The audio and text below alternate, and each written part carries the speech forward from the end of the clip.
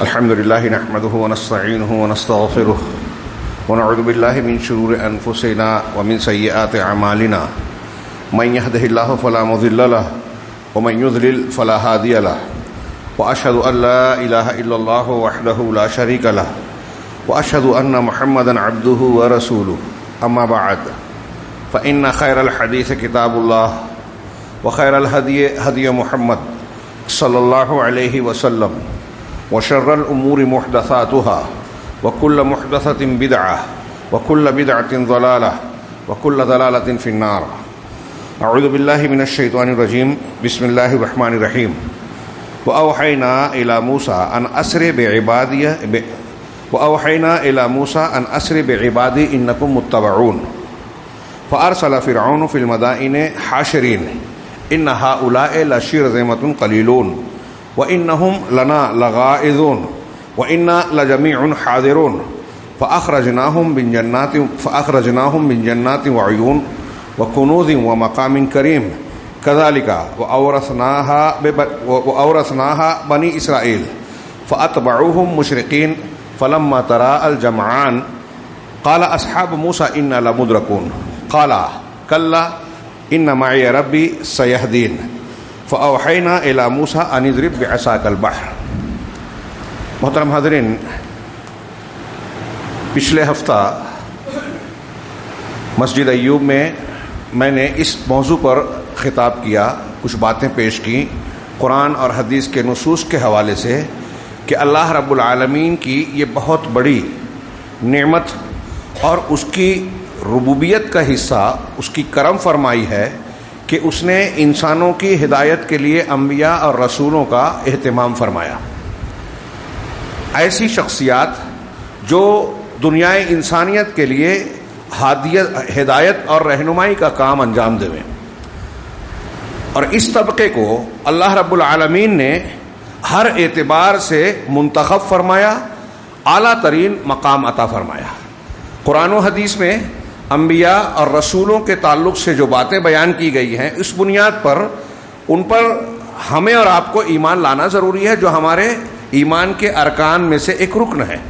اور اس کی تفصیلات میں ہم بہت سی چیزیں مانتے ہیں جو قرآن و حدیث میں بیان کی گئی ہے کہ ہر نبی اپنی شخصیت میں قوم کا رہنما، مکمل انسان، دنیا کا سب سے بہترین گروہ نبیوں کا گروہ، ان میں درجات ضرور ہیں لیکن غیر نبی کے مقابلے میں کوئی بھی نبی سب سے اونچا مقام رکھتا ہے. انہوں نے دیانت داری کے ساتھ، امانت داری کے ساتھ اپنے حق کو، ذمہ داری، رسالت کے کام کو انہوں نے بخوبی انجام دیا. اور اس طریقے سے اللہ رب العالمین نے مختلف انبیاء اور پیغمبروں کو نشانیاں دیں، معجزات دیے. ان سے متعلق جو تفصیلات ہم کو قرآن و حدیث سے ملتی ہیں، ہم ان ساری چیزوں پر ایمان رکھتے ہیں. اللہ تبارک و تعالیٰ نے قرآن میں ان کے تذکرے کے ساتھ ساتھ کہا کہ اللہ تعالیٰ نے ان کو ہدایت دی. اولئک ھداھم اللہ فبھداہ مقتدہ، لہٰذا انہی کی ہدایت کی پیروی کیجیے. میں نے قدر تفصیل سے یہ بیان کیا کہ اللہ کے نبی صلی اللہ علیہ وسلم کے خطاب کے ساتھ امت یعنی ہم اور آپ بھی اس کے مخاطب ہیں. اور پھر ہم یہ دیکھتے ہیں کہ قرآن میں اللہ رب العالمین نے متعدد انبیاء کرام علیہم الصلاۃ والسلام کے واقعات کو، ان کی سرگزشت کو ہمارے سامنے بیان کیا. کیوں بیان کیا؟ قصے کہانی کے لیے نہیں، بلکہ اس لیے کہ ان واقعات میں ہم اپنی زندگی کو آئینے کی طرح دیکھ کر اس کو درست کریں اور عبرت و نصیحت کو حاصل کریں. دنیا میں انسانوں کے جو بھی کردار ہیں، آج بھی ہم جن کرداروں کو دیکھتے ہیں، اچھے، برے، نیک، درمیانی، آپ انبیاء کرام علیہم الصلاۃ والسلام کے واقعات میں ان کی نقل یا ان کا عکس دیکھ سکتے ہیں، اور اس کی روشنی میں یہاں ہدایت حاصل کر سکتے ہیں کہ اگر پیچھے کسی کافر، سرکش مخالفین انبیاء کا یہ انجام ہوا تو آج اس سے مختلف نہیں ہوگا. پچھلی قوموں میں اگر نبی کو ماننے والے، توحید پر چلنے والوں کا جو انجام ہوا، اللہ رب العالمین نے ان کی مظلومیت اور مادی طور سے کمزوری کے باوجود ان کی انجام کار، ان کی مدد فرمائی. آج بھی یہی ہونا ہے. اچھے لوگوں کا اچھا انجام ہو کر رہے گا، یہ ہمیں اس میں نظر آتا ہے. اور یہی وجہ ہے، میں نے عرض کیا کہ انبیاء کرام علیہ الصلوۃ والسلام کے قصوں اور واقعات کو قرآن نے جو بیان کیا گیا، حدیثوں میں بیان کیا گیا، وہ ہمارے لیے عبرت کا سامان ہے. لیکن افسوس پچھلی قوموں کی طرح اس قوم نے یعنی امت محمدیہ نے بھی اتنے واضح سبق کو فراموش کر دیا. جب یہ بات واضح ہے، ہم اور آپ سب مانتے ہیں، یا یوں کہیے کہ تقریباً ہر مسلک کا انسان مانتا ہے. صوفیہ وغیرہ جو ہیں بعض انبیاء کے مقابلے میں اپنے پیروں کو، مشائخ کو، سلسلے کے بانی کو زیادہ اونچا مانتے ہیں، خواب، حکایات، جھوٹی اور غلط دلیلوں کی بنیاد پر، جو کفر ہے.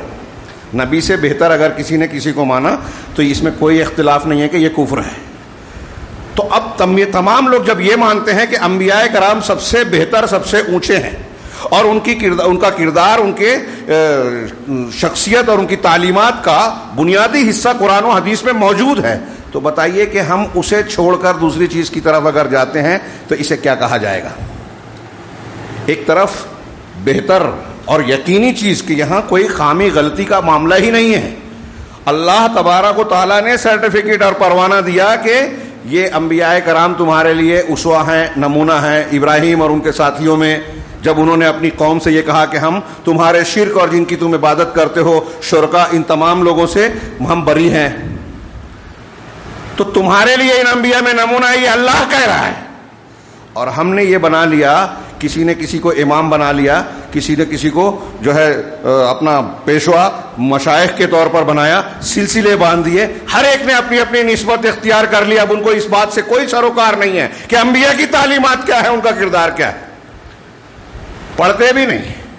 بھلے صوفیوں نے تو یہاں تک جرأت و جسارت کر ڈالی، اللہ کا ڈر ہی نہیں ہے جیسے ان کو، کہ قرآن میں تو گمراہی ہے. آج ہمارے یہاں بھی کچھ لوگ کہتے ہیں کہ قرآن مت پڑھو، گمراہ ہو جاؤ گے. انا للہ و انا الیہ راجعون. قرآن خود کہتا ہے کہ یہ لوگوں کے لیے ہدایت ہے، آپ کہہ رہے ہیں گمراہی ہے. گمراہی آپ کہہ رہے ہیں. اللہ کہہ رہا ہے کہ ہم نے اس قرآن کو آسان کیا سمجھنے کے لیے، نصیحت کے لیے. لوگ کہہ رہے ہیں کہ نہیں، اگر آپ ڈائریکٹ قرآن پڑھیں گے، قرآن حدیث پڑھیں گے، گمراہ ہو جائیں گے. لہذا آپ کو کسی کی تقلید کرنی ہے، کسی کے سلسلے پر بیعت ہو جانا ہے، اور آنکھ بند کر کے قرآن و حدیث کے خلاف ہی کیوں نہ بولے، اس کے پیچھے چلنا ہے. کتنی صاف صاف بات یہ جو میں کہہ رہا ہوں اصولی بات ہے. ہاں، اللہ تبارک و تعالیٰ نے کہا کہ انبیاء کرام تمہارے لیے نمونہ، پچھلے انبیاء کی شریعتیں منسوخ ہو گئی، اب تمہارے لیے اور ساری انسانیت کے لیے مکمل نمونہ، بہترین نمونہ رسول اللہ صلی اللہ علیہ وسلم. لقد کان لکم فی رسول اللہ اسوۃ حسنہ. اس بہترین نمونے جو اللہ نے ہم کو دیا اور جس کی سیرت طیبہ ہر اعتبار سے پختہ ہے، بے داغ ہے، کہیں کوئی کمزوری، کوئی جھول نہیں ہے، اس کو چھوڑ کر لوگوں نے امتیوں کو پیشوا بنا لیا. میں یہ نہیں کہتا کہ لوگوں نے جن کو امام بنایا ہے، شیخ بنایا ہے، میں ان کی برائی کر رہا ہوں، نہیں. لیکن کوئی نبی کے سامنے کھڑا نہیں ہو سکتا، کسی کو نبی کا درجہ اور مقام دیا نہیں جا سکتا. اللہ تعالیٰ نے جو حیثیت جناب محمد رسول اللہ صلی اللہ علیہ وسلم کو اور انبیاء کو عطا کی ہے، وہ کائنات کا کوئی انسان، کوئی مخلوق کتنا بھی اعلیٰ مقام حاصل کر لے نہیں پہنچ سکتا اس درجے کو. وہ ہمارے یہاں حکایتیں بیان کرتے ہیں. میں اکثر کہا کرتا ہوں، ہندوستان میں دعوت و تبلیغ کے نام پہ کئی طبقات ایسے ہیں جو صرف بزرگوں کے واقعات، کرامات، حکایات، منامات یعنی خواب، یہی بیان کرتے ہیں. ان کی دعوت و تبلیغ کا حاصل اور مغز یہی ہے. فلاں بزرگ ایسے تھے، فلاں ویسے تھے، وہ یہ کرامت پیش کرتے تھے، انہوں نے سجدے میں کئی سال گزار دیے، وہ کرامت کھیلتے تھے، وہ یہ کرتے تھے، وہ کرتے تھے. کیا مطلب ہے؟ یہ میں جو باتیں بار بار کہتا ہوں، یہ جو ذکر کر رہا ہوں، یہ کوئی چھوٹی موٹی معمولی بات نہیں ہے. انبیاء کرام علیہم الصلوۃ والسلام کی دعوت کا مرکز اللہ کی توحید ہوتی تھی. ابھی ہم نے پڑھا، میں محرم الحرام کے حوالے سے بھی اس موضوع پر آنا چاہتا ہوں، لیکن وہ موضوع بھی جو ادھورا رہ گیا ہے، بہت اہم ہے اور بہت زیادہ تفصیل طلب بھی ہے، قابل مطالعہ ہے، قابل غور بھی ہے، کہ اللہ تبارک و تعالیٰ نے انبیاء کو اور جناب محمد رسول اللہ صلی اللہ علیہ وسلم کو بطور نمونہ پیش کیا. اب آپ ایک موٹی سی بات لیجئے کہ انبیاء کرام علیہم الصلوۃ والسلام کی دعوت کا مرکزی نقطہ کیا ہے. ہر نبی کی دعوت بنیادی طور سے کیا تھی، کس مرکز کے گرد ان کی پوری دعوت گردش کرتی تھی؟ وہ ہے توحید کی تعلیم دینا، شرک سے منع کرنا. وَلَقَدْ بَعَثْنَا فی کل امت رسولہ ان اعبدوا اللہ واجتنبوا الطاغوت. ہر نبی کی، ہر امت میں ہم نے رسول بھیجا، اور ہر رسول کی رسالت، پیغام، بنیادی تعلیم کیا تھی؟ ان اعبدوا اللہ، کہ اللہ کی عبادت کرو، واجتنبوا الطاغوت، طاغوت سے بچو. اس کی اور بھی بہت سی دلیلیں ہیں، یہ بالکل کلیئر ہے. تو ایک بات بالکل کھلے طور سے، اب آپ یہاں صرف اس ایک چیز میں، چونکہ موضوع کی مزید تفصیل کی گنجائش یہاں نہیں ہے، میں ایک چیز دیتا ہوں، آگے غور کیجیے کہ اللہ تبارک و تعالیٰ کے فرامین کی روشنی میں تمام انبیاء کی دعوت ابتدا، انتہا، بنیاد توحید ہے. توحید کی طرف بلانا، اس کی ضد شرک ہے، اس کو رد کرنا، منع کرنا. تمام انبیاء کی دعوت بنیاد. اور اگر قوم نے یہ مانا نہیں تو انبیاء کرام نے اپنی قوم کو اگلا سبق دیا نہیں. نماز، روزہ، حج، زکوٰۃ، ساری چیزیں اگر توحید نہیں ہے تو بیکار ہے. ہاں، نوح علیہ السلام 950 سال اپنی امت کو صرف توحید کی دعوت دیتے رہے. اور ان واقعات میں انبیاء کے جو دروس و عبرتیں ہیں، میں ایسا سمجھتا ہوں کہ ہمارے ہاں لوگ دہراتے ہیں، سمجھتے بھی نہیں، سمجھنا چاہتے بھی نہیں، مانتے بھی نہیں. ایک موٹی موٹی بات دیکھیے، حضرت ابراہیم علیہ السلام اولاد کے لیے دعا کر رہے ہیں قرآن میں، رب ہب لی من الصالحین، پروردگار مجھے نیک اولاد عطا فرما. صالحین میں سے مطلب مجھے اولاد دے. یہ کون مانگ رہا ہے؟ سیدنا ابراہیم. میں نے کئی بار یہ بات پیش کی ہے، یہ ایک مثال ہے.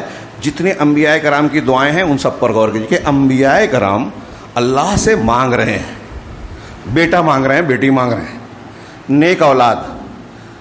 ابھی ہم اور آپ نے پڑھا، سنا، جانا کہ دنیا کا کوئی بزرگ، پیر، ولی نبی کی پیر کی دھول کے درجے کو نہیں پہنچ سکتا.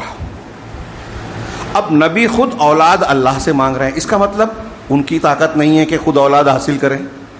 وہ اللہ کے محتاج ہیں. انبیاء بھی اللہ کے محتاج ہیں. اور جب انبیاء محتاج ہیں، انبیاء بھی اللہ سے مانگنے والے ہیں، تو پھر اولیاء صالحین کے ہاتھ میں طاقت، قدرت کیا ہوگی؟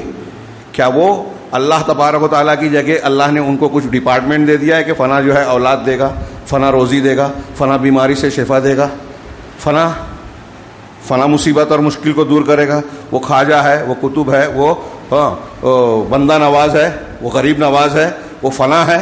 یہ آپ اور ہم نے نام رکھا ہے، اللہ نے نہیں، لوگوں نے رکھا ہے. کس بنیاد پر؟ جھوٹے سچے واقعات. وہ ایسے تھے، وہ ہوا میں اڑتے تھے، پانی پہ چلتے تھے، کرامت کھیلتے تھے. ہاں، حضرت عیسیٰ علیہ السلام نے بھی کہا اللہ کے حکم سے اٹھو، مردہ زندہ ہوتا تھا. تو یہ ان کی طاقت نہیں تھی.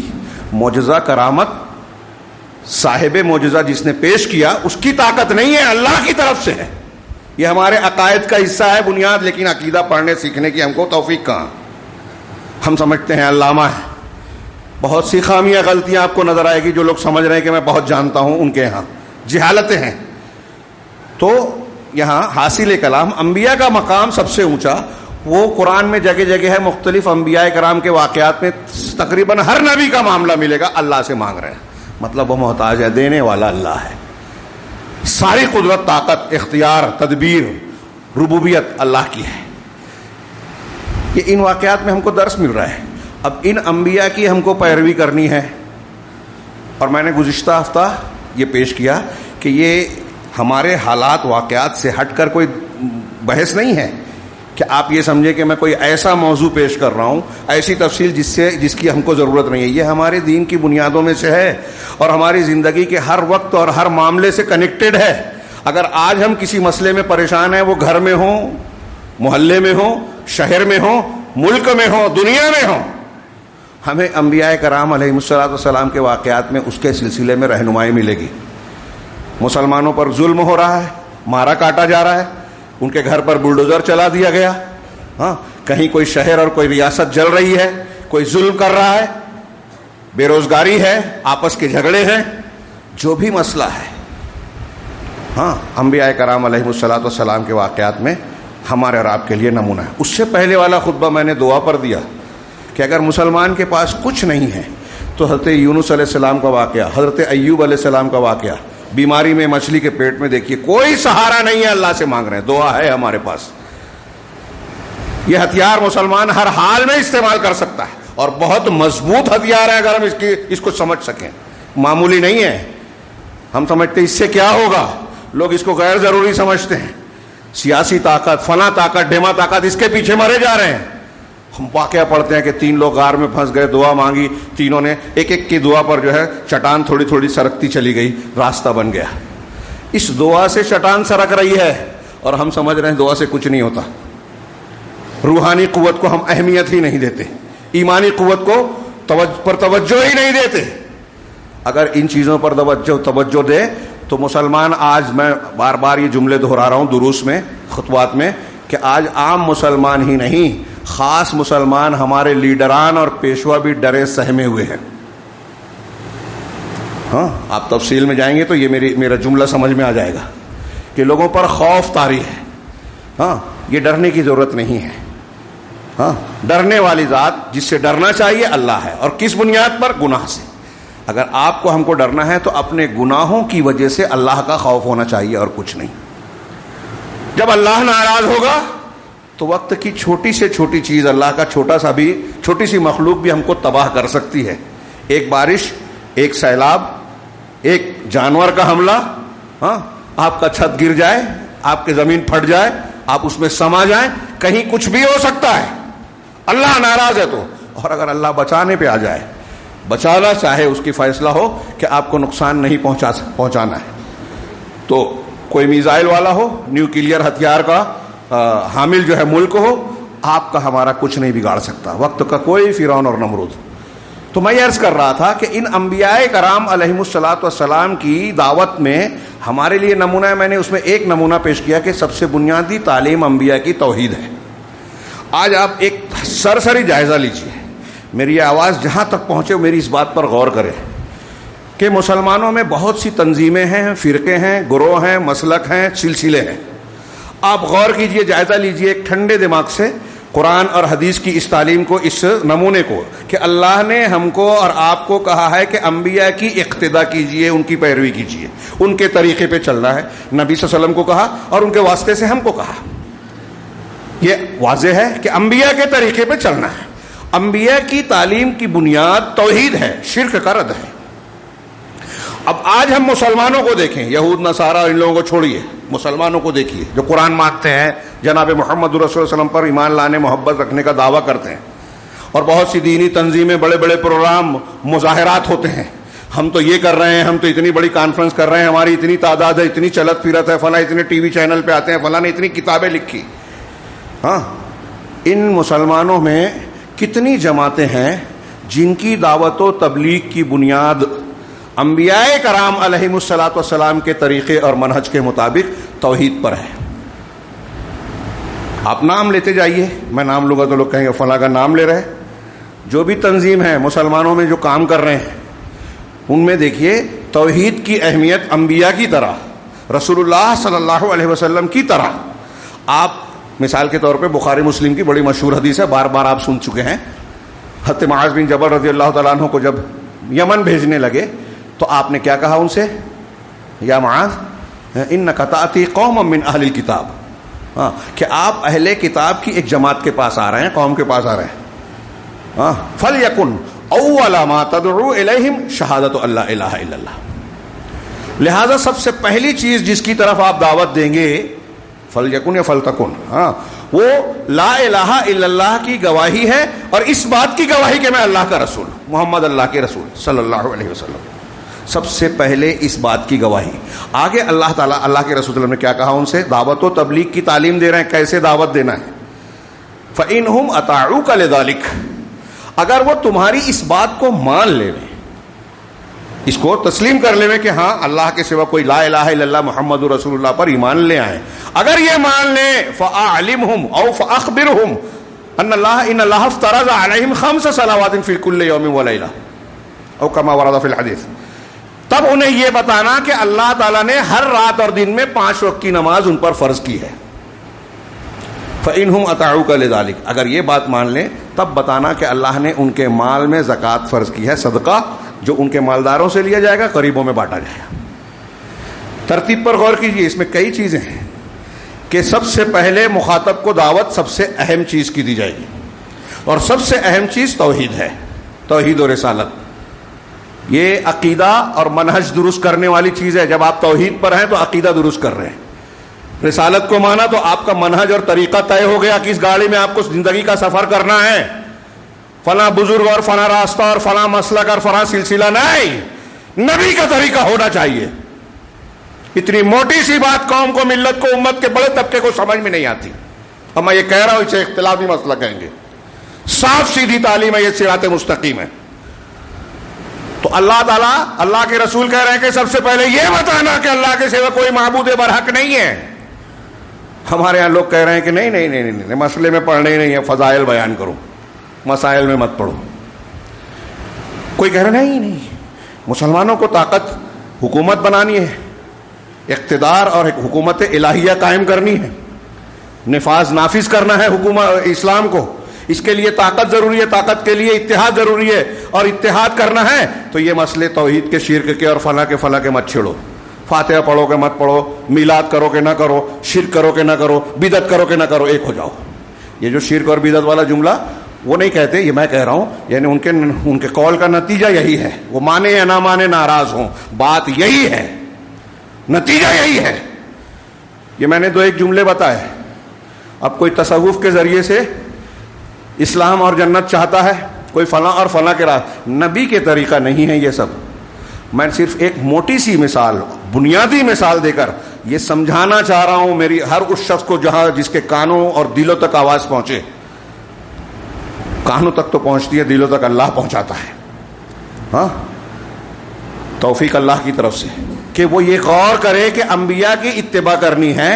اور آج مسلمان کہلانے والے بہت سارے طبقات اور مسالک اور سلسلے موجود ہیں، وہ اس دعوت پر، انبیاء کے اس طریقے پر نہیں ہیں، اس لیے وہ اہل حق نہیں ہیں۔ جب انبیاء کے طریقے پہ آپ نہیں چلیں گے تو آپ موٹی سی چیز دیکھیں کہ آپ کے عقیدے میں بگاڑ آئے گا، آپ کے منہج میں بگاڑ آئے گا۔ یہ دو بنیادی باتیں، یا ایک ہی لیجئے کہ عقیدہ بگڑ گیا تو اس کے نتیجے کیا کیا ہوتے ہیں، سارے بھگتان مسلمان بھگت رہے ہیں۔ اللہ کا عذاب، ہاں، کہیں انسانوں کی شکل میں، ظالم حکمراں کی شکل میں، ہاں، معاشی پریشانیوں کی شکل میں، آپسی جھگڑوں کی شکل میں مسلمانوں کو گھیرے ہوئے ہیں۔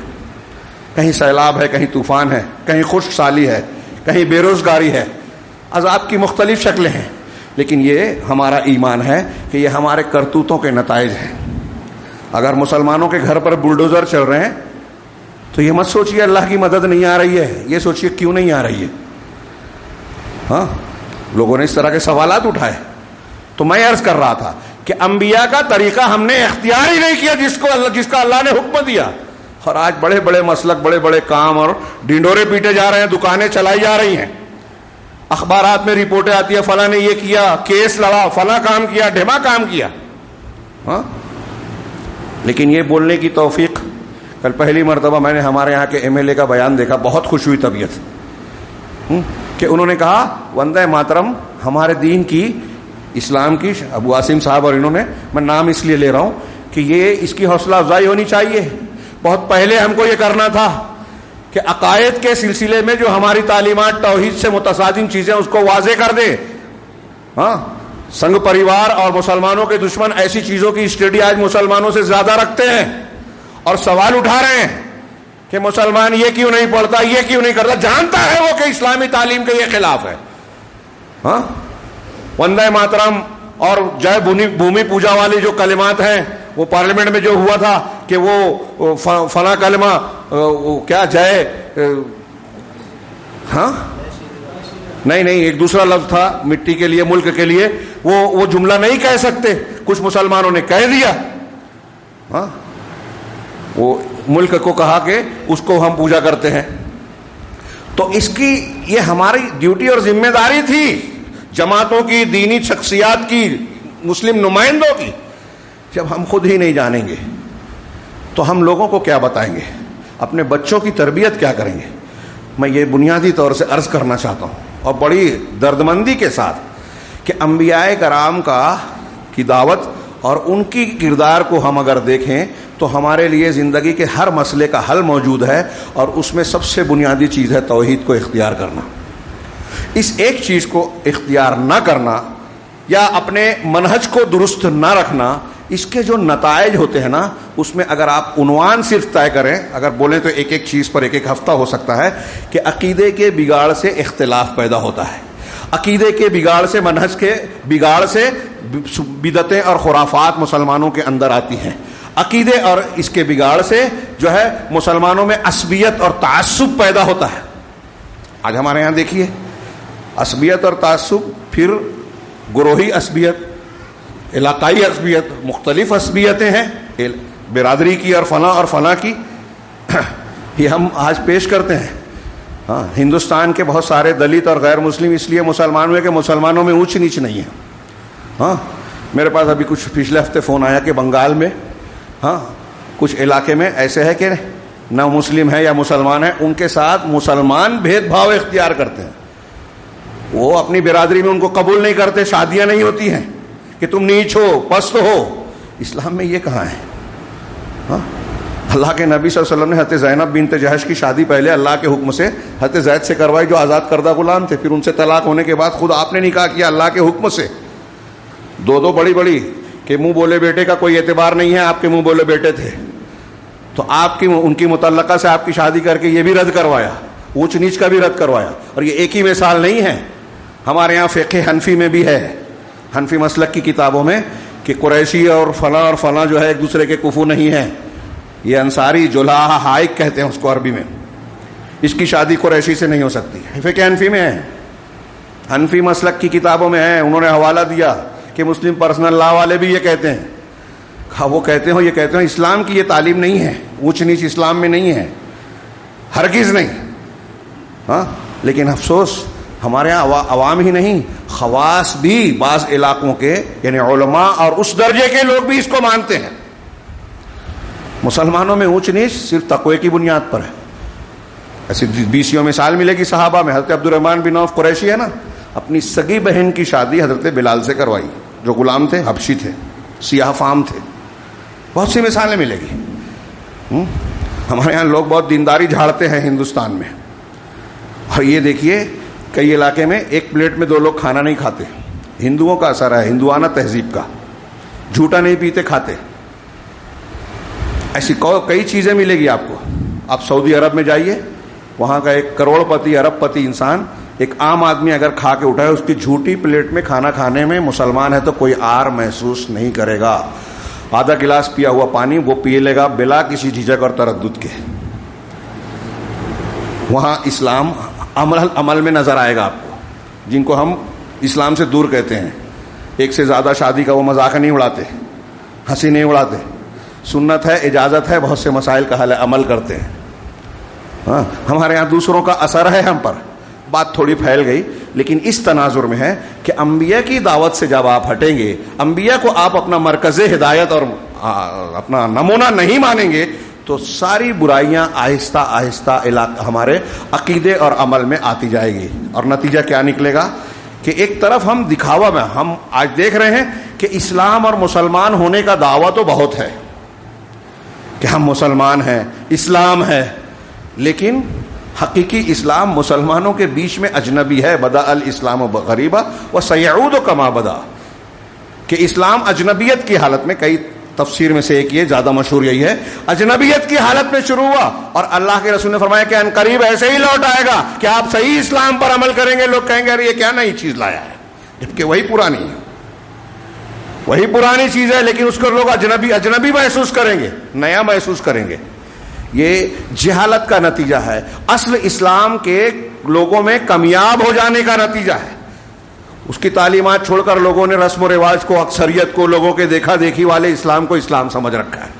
آج ہمارے ہاں یہی سب سے بڑی، آج بہت لوگ کہتے ہیں وسائل اعلام، ذرائع ابلاغ بہت عام ہیں، ہر آدمی کی جیب میں اور ہاتھ میں موبائل ہے۔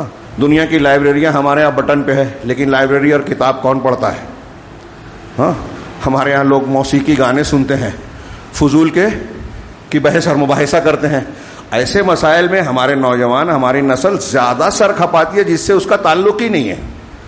حکومت کیسی ہونی چاہیے، سعودی عرب میں یہ حکومت بدل جانی چاہیے، ان کو یہ نہیں کرنا تھا، تفصیل کچھ معلوم نہیں ہے، خود جاہل ہے، حکمتیں معلوم نہیں ہیں، معاملات معلوم نہیں ہیں، اور اپنا دماغ وہاں لڑا رہے ہیں۔ آپ کے کہنے سے کیا تبدیلی اور اصلاح ہو جائے گی؟ لیکن اسی میں دماغ کھا پائیں گے. ہاں کچھ مسائل ایسے ہیں پوری دنیا کا ایک چاند ہونا چاہیے. آپ اگر کوئی مان بھی لے تو آپ نافذ کر سکتے ہیں. ہاں اور کیا یہ عمل میں ممکن ہے؟ یہ آپ کا کام ہے. لیکن اس میں سر کھا پاتے ہیں. بحث جواب الجواب سلسلہ بندھا ہوا ہے آدھی آدھی رات تک اور فجر چھوڑ دیں گے ایسے مسئلے سے جس کا تعلق. تو ہمارے یہاں لوگ وقت ضائع کر رہے ہیں, غیر ضروری مسائل میں سر کھپا رہے ہیں. جو کرنے والا کام ہے وہ نہیں کرتے. ہاں ان ذرائع ابلاغ کے فوائد کا کوئی استعمال نہیں کرتا, علم حاصل نہیں کرتے, علماء کی مجلسوں پر کوئی اہمیت نہیں دیتے. بلکہ اب تو علماء جو چیزیں مفید ہیں ان کو مضر بنا دیا گیا. اب یہ ایک ٹاپک ہے, پوری دنیا میں کتابیں لکھی جا رہی ہے کہ نوجوانوں کو چاہیے علماء کی مجلس, علماء کا ساتھ اختیار کریں. اس کی اہمیت ہی نہیں سمجھتی ان کو. علماء کی مجلس انبیاء کی مجلس ہے, کیونکہ علماء انبیاء کے وارث ہیں. یہ ان علماء کی جو قرآن و حدیث کو جاننے والے ہیں, ہاں بدعت و خرافات کی تبلیغ کرنے والے نہیں. ان علماء کی بات کی جا رہی ہے. لیکن آپ دیکھیں گے کہ لوگ علم سے, علماء سے آج بیزار ہیں, دور ہیں, اس کو غیر اہم سمجھتے ہیں.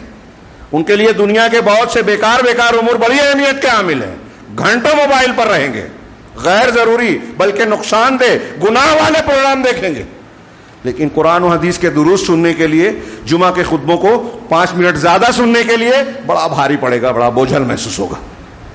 خیر, میں یہ عرض کر رہا تھا انبیاء کرام علیہم الصلاۃ والسلام ہمارے لیے نمونہ ہیں, اور پھر جناب محمد رسول اللہ صلی اللہ علیہ وسلم کو کلی طور سے ہمارے لیے نمونہ بنایا گیا. لقد کان لکم فی رسول اللہ اسوۃ حسنہ. اللہ تبارک و تعالیٰ نے اس مقصد کے تحت بہت سارے انبیاء کرام کو نمونے کے طور پر قرآن میں پیش کیا. اور ابھی ہم عید الاضحیٰ, ذی الحجہ, حج اور قربانی کے دینی اعمال سے گزرے ہیں. اس کے حوالے سے سیدنا ابراہیم علیہ الصلاۃ والسلام اور آل ابراہیم کی سیرت اور ان کی زندگیاں ہمارے سامنے تازہ کی گئی کہ کس طرح انہوں نے توحید اور توحید کے تقاضوں کی تکمیل کی. اور ہمارے اور آپ کے لیے نمونہ ہے ان کی زندگیوں میں, عبرت و نصیحت کے سامان ہے, حوصلہ اور تسلی دینے کے عناصر ہیں کہ وقت کا بادشاہ, وقت کی قوم بھی اگر ایک شخصیت کے, ایک اکیلے انسان کے خلاف ہو جائیں, لیکن اگر وہ اللہ والا ہے, توحید والا ہے, تو اللہ رب العالمین نے اس کو بچانے کا ذمہ لیا ہے. اس نے اگر زبان سے یہ کہا ہے حسبنا اللہ و نعم الوکیل, اللہ ہمارے لیے کافی اور وہ بہترین کارساز ہے, اگر اس نے زبان سے کہا ہے تو یہ ہوائی بات نہیں ہے. اللہ رب العالمین اپنے نیک بندوں کو ضائع نہیں کرتا, رسوا نہیں ہونے دیتا. کس طریقے سے معجزانہ طور پر بچایا آپ کو اور ہم کو. اس نبی کے حوالے سے, حضرت ابراہیم کے حوالے سے یہ واقعہ تازہ کرایا گیا گزشتہ ماہ. اور اس کے فوراً بعد جو دوسرا مہینہ آ رہا ہے محرم الحرام, جس میں ہم ابھی داخل ہوئے, یہ اسلامی تقویم یعنی کیلنڈر کا پہلا مہینہ ہے. اب یہاں بہت ساری بحثیں ہیں اور میں ایسے وقت موضوع پر آ رہا ہوں جب وقت ختم ہو چکا. تھوڑی سی بات, تمہیدی بات کہہ کے آج کا خطبہ ختم کریں گے.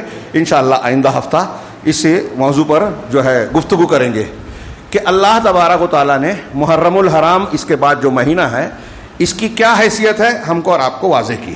قرآن کے مطابق, حدیثوں کے مطابق یہ مہینہ اشہر حرم میں سے ہے, 4 حرمت والا مہینہ. ہاں عام مہینوں میں جو چیزیں جیسے جنگ و جدال اور بعض معاملات جائز تھے, اس میں منع کر دیا گیا. اس کا ایک احترام ہے اس مہینے کا. 4 مہینوں میں سے یہ ایک ہے محرم الحرام. ہاں بعض روایتوں میں کہ یہ اللہ تعالیٰ کا مہینہ ہے. اس کی فضیلت یا اس کے تعلق سے کیا بتایا, ہاں یا کیا تفصیل ہمارے پاس قرآن و حدیث کی روشنی میں ہے, تو اس میں بتایا گیا کہ اس کی 10ویں تاریخ اس حیثیت سے اہمیت کی حامل ہے کہ اس دن ایک بہت ہی عظیم الشان واقعہ پیش آیا تھا. اور اسی کے تناظر میں اللہ کے نبی جناب محمد رسول اللہ صلی اللہ علیہ وسلم نے یہ تعلیم دی کہ 10ویں محرم کو جو ہے روزہ رکھا جائے. اللہ کے رسول صلی اللہ علیہ وسلم کا صحیح مسلم میں ارشاد ہے کہ سیام یوم عاشوراء احتسب علی اللہ ان یکفر السنۃ التی قبلہ. یہ صحیح مسلم کی حدیث ہے کہ یوم عاشوراء, محرم کی 10ویں تاریخ کا روزہ ایسا ہے کہ میں اللہ رب العالمین سے یہ امید رکھتا ہوں کہ اگر اس دن کا روزہ رکھا جائے تو 1 سال قبل کے گناہ معاف ہو جائیں. 1 دن کا روزہ آپ نے رکھا, 1 سال کا گناہ معاف ہو جائے گا. صغیرہ گناہ معاف ہوتے ہیں نماز روزے سے. ہاں, اس روزے کی تفصیل کیا ہے وہی دیکھیے. ایک نبی سے جوڑ رہے ہیں جو میں نے بھی بیان کیا کہ انبیاء کرام کو ہمارے لیے نمونے کے طور پر پیش کیا, ان کی زندگیوں کو سامنے رکھیے. اللہ تبارک و تعالیٰ نے یہ مناسبت رکھی کہ روزہ رکھا جائے. ہاں, اللہ کے نبی جناب محمد رسول اللہ صلی اللہ علیہ وسلم جب ہجرت کر کے مدینہ تشریف لائے تو مدینہ میں اور اس کے ارد گرد میں یہود کے 3 قبائل بڑے بڑے موجود تھے. دیکھا کہ 10ویں محرم کو وہ بھی روزہ رکھتے ہیں. نبی صلی اللہ علیہ وسلم پہلے بھی رکھتے تھے. ہاں, کہا یہ روزہ کیوں رکھتے ہیں؟ تو ان کا کہا ہذا یوم صالح یوم عظیم. ہاں, نجى اللہ فیہا موسیٰ وقومہ من فرعون وآلہ او کما قال, کہ یہ بہت عظیم اور نیک اور اچھا دن ہے. یہ وہ دن ہے جب اللہ تبارک و تعالیٰ نے حضرت موسیٰ علیہ الصلاۃ والسلام کو اور آپ کی قوم کو, حضرت موسیٰ کو اور آپ کی قوم کو فرعون اور آل فرعون کے ظلم اور جبر سے نجات دی تھی. معجزانہ طریقے سے حضرت موسیٰ علیہ السلام اور بنی اسرائیل کو دریا سے باہر لگایا اور پھر اسی دریا میں فرعون اور آل فرعون کو غرق کر دیا, ڈبو دیا. تب اللہ تبارک حضرت موسیٰ علیہ الصلاۃ والسلام نے اللہ کے شکر کے طور پر اس دن کا روزہ رکھا. اللہ کے شکر کے طور پر اس دن کا روزہ رکھا, اور ہم بھی ان کی مطابعت میں اللہ تبارک ہم بھی روزہ رکھتے ہیں. نبی کریم صلی اللہ علیہ وسلم نے جب یہ سنا تو فرمایا نحنو اولا و احق بموسیٰ منکم, کہ ہم تمہارے مقابلے میں موسیٰ علیہ الصلوۃ والسلام کے زیادہ حقدار اور ان سے زیادہ قریب ہیں, لہٰذا ہم بھی روزہ رکھیں گے. اور بعد میں پھر آپ نے کہا آخر سال میں کہ اگر میں آئندہ سال زندہ رہا تو یہود کی مخالفت کرنے کے لیے 10ویں تاریخ کے ساتھ 9ویں کا بھی روزہ رکھوں گا. صحیح حدیث میں یہی ہے. 10ویں کے ساتھ 11ویں کا جو تذکرہ ہے اس میں کلام ہے. بعض لوگ اس پر بھی عمل کرتے ہیں. تو یہود کی مخالفت کی جائے اس لیے 10ویں کے ساتھ 9ویں کا بھی رکھوں گا. یہ عاشورے کا روزہ, محرم الحرام کی حرمت والی اہمیت, بس اگر غور سے دیکھا جائے شرعی اعتبار سے یہ محرم الحرام کی حیثیت ہے. ہاں, موسیٰ علیہ السلام اور فرعون کا پورا واقعہ میں نے جو قرآن کی آیت سورہ شعراء کی پڑھی, بڑا عبرت والا. ہاں, آئندہ ہفتہ اگر میں یہاں رہا تو اس کو بیان کروں گا. میں صرف یہاں یہ کہنا چاہتا ہوں کہ قرآن حدیث کی روشنی میں ایک واقعہ یہ ہے جس کو ہم کو یاد کرنا چاہیے, اور اس حوالے سے پچھلے انبیاء کی اقتدا کا ایک اور ان کی قوم میں ان کے واقعے میں جو ہمارے لیے عبرت کا سامان ہے اس کو تازہ کیا گیا. اس کے علاوہ قرآن کی حدیثوں کی بہت سی نصوص یہ بتاتی ہیں کہ ہمیں صحابہ کرام کے طریقے پہ چلنا ہے. نبی کا طریقہ ماننا ہے, لیکن نبی کو ویسے ماننا ہے عقیدے میں, عمل میں, قول میں, فعل میں, جیسے صحابہ کرام نے مانا. 72-73 فرقے ہوں گے, سب جہنم میں جائیں گے سوائے ایک کے. کون؟ جس پر میں اور میرے صحابہ ہیں. سب کو یہ حدیث معلوم ہے. اللہ کے رسول صلی اللہ علیہ وسلم نے کیا طریقہ بتایا؟ صحیح طریقہ نبی کا طریقہ اور صحابہ کا طریقہ. تو ہمیں نبیوں کا طریقہ پہ چلنا ہے, صحابہ کا طریقے پہ چلنا ہے. یہ ہمارے لیے نجات کا راستہ ہے. لیکن جب محرم الحرام شروع ہوتا ہے تو نبیوں کی بھی مخالفت سکھائی جاتی ہے. ہمارے ہاں ایک ایسا ڈھانچہ بنا دیا گیا رفض و تشیع, اسلام کے خلاف سازشوں کے نتیجے میں, کہ ہمارے سامنے محرم الحرام کی جو تصویر آتی ہے, اس کی وہ باتیں جو مشہور ہیں وہ یا تو انبیاء کی مخالفت ہے یا صحابہ کے خلاف ہے. یہ صحابہ کرام نے اس ہجری سال کو ہجرت سے, اسلامی سال کو ہجرت سے جوڑا. مسلمانوں کا کیلنڈر ہجرت سے جڑتا ہے. ہاں, تفصیل کا موقع نہیں ہے, بیان کرتا رہا ہوں میں, اور آپ دوسرے علماء کرام سے سنتے اور خود بھی پڑھتے رہتے ہیں کہ اس موقع پر ہجرت کو یاد کیا جائے. ہجرت مسلمانوں کے آغاز کا ذکر ہے, جہاں قربانیاں ہیں, صبر ہے, توحید ہے. توحید کے لیے جان مال کو لٹا دینا ہے, گھر بار کو چھوڑ دینے کا قصہ اور واقعہ ہے, جس کی بنیاد پر اسلام کو پروان ملی, فروغ ملا. غزوہ بدر, احد اور دوسرے غزوات میں جو مسلمانوں کو فتوحات نصیب ہوئی, فتح مکہ ملا, وہ سب ہجرت کے بیچ کا نتیجہ تھا. صحابہ کرام کی دور اندیش نگاہوں نے حضرت عمر فاروق کے زمانے میں اس واقعے کو اسلامی تقویم کی بنیاد قرار دیا. یعنی صحابہ کی قربانیوں کو یاد کیا جائے نئے سال کے اعتبار سے, حضرت موسیٰ کے اور فرعون کے واقعے کو یاد کیا جائے اس موقع پر, لیکن یہ دونوں غائب ہو گئی ہیں آج مسلمانوں کے. آپ محرم الحرام کا تذکرہ کیجئے تو مسلمان اور غیر مسلم شہادت حسین، کربلا، اور پھر اس کے تناظر میں رفض و تشیع کی پھیلائے ہوئی جھوٹی حدیثیں، اور پھر ان کے کچھ ایجنٹ ہمارے نوجوانوں کو اس طرح سے ورغلاتے بہکاتے ہیں کہ وہ کربلا اور حضرت امیر معاویہ، حضرت یزید، ان کی شخصیات کو موضوع بنا کر الٹی سیدھی گفتگو کرتے ہیں جس کا نشانہ صحابہ کرام ہوتے ہیں. اور ہمارے نوجوان اس طرح بحث کرتے ہیں کہ جیسے آج وہ اس طرح کی بحثوں کے ذریعے سے اسلام کو نجات دلانا چاہتے ہیں. یزید کو برا نہیں کہیں گے تو ہمارا جو ہے معاملہ بگڑ جائے گا دنیا اور آخرت کا، ہمارے معاملات کی اصلاح نہیں ہوگی. ایسا لگتا ہے لوگ اسی پہ پوری طاقت صرف کر دیتے ہیں، حالانکہ تلک امۃ قد خلت. اور صحابہ کرام سے متعلق جو موقف ہے اس وقت موقع نہیں ہے. یہ ہمارے اہل سنت والجماعت اور قرآن و حدیث کی تعلیمات کے بالکل خلاف بات. یہ رافضیت، شیعیت، اسلام دشمنی کے عناصر ہیں. ان کے ذریعے سے اصل مقصد سے آپ کو موڑا جاتا ہے. اور اگر آپ نے حضرت امیر معاویہ صحابی رسول ہیں، مسلمانوں کے ماموں ہیں، اللہ کے نبی صلی اللہ علیہ وسلم کی زوجہ مطہرہ ام حبیبہ کے سگے بھائی ہیں، کاتب وحی ہیں، مسلمانوں کے ماموں ہیں. اللہ کے رسول نے ان کو ہادی اور مہدی کہا ہے. کچھ لوگ اس پر کلام کرتے ہیں لیکن روایت مقبول ہے. تو جن کو اللہ کے رسول نے ہدایت والا اور ہدایت یافتہ کہا ہے، اس کو آج کل کے ہمارے کچھ لوگ، وہ رافضی تو چھوڑیے، کچھ مسلمان، وہ کوئی انجینئر ہے، یہاں حسینی صاحب ہیں اور مودودی صاحب ہیں، فلاں صاحب ہیں، خلافت و ملوکیت اور دوسرے ناموں پہ جو ہے اس کو اس طرح سے بیان کرتے ہیں. ایسا لگتا ہے کہ کوئی عام آدمی ہو اور آپ کو اور ہم کو اس پر تنقید کرنے کا پورا حق حاصل ہو گیا. اور پھر عوام میں، پبلک میں، عام لوگوں میں بیان کرتے ہیں جن کو توحید نہیں معلوم، صحابہ کرام سے متعلق اہل سنت والجماعت کے عقیدے کا علم نہیں ہے. اور اس تناظر میں اس آغاز سال میں ہی جو ہے وہ اسلامی تعلیمات سے دور چلے جاتے ہیں. میں یہ عرض کرنا چاہتا ہوں، کچھ باتیں اور بھی دماغ میں آ رہی ہے، چھیڑوں تو بہت لمبا وقت ہو جائے گا، لیکن روک رہا ہوں اپنے آپ کو. میں صرف یہ کہنا چاہتا ہوں کہ دیکھیے، ہمیں انبیاء کے طریقے کی اقتدا کرنے کا اللہ نے حکم دیا. بنیادی طور سے ان انبیاء کا سارا معاملہ سمٹا ہوا ہے جناب محمد رسول اللہ صلی اللہ علیہ وسلم کی سیرت و تعلیمات میں. لہٰذا آپ کی اتباع کی جائے، اور پھر آپ کی اتباع کیسے کی جائے اس کا نمونہ صحابہ کرام کی شکل میں پیش کیا گیا. محرم الحرام کے حوالے سے صحابہ کرام کو بھی تنقید کا نشانہ بنایا جاتا ہے، اور پھر اس مہینے سے متعلق ایسی الٹی سیدھی من گھڑت باتیں. ہر سال کچھ نہ کچھ نئی باتیں سن. کل ایک صاحب نے فون کر کے پوچھا کہ کچھ لوگ کہتے ہیں کہ محرم کے پہلے عشرے میں مچھلی نہیں کھانا چاہیے، ایسی کوئی حدیث ہے کیا؟ میں نے ان سے کہا کہ یہ میں زندگی میں پہلی بار سن رہا ہوں. اور پتہ نہیں کیا کیا رافضیت اور شیعیت نے بہت ساری چیزیں اس طرح کی مشہور کر رکھی ہے. سنیوں میں شعر بات، تعزیہ اور ایسی چیزوں کو حضرت حسین علیہ الصلوۃ والسلام کی مزار کی نقل کے طور پر جو ہے مشہور کر رکھا ہے.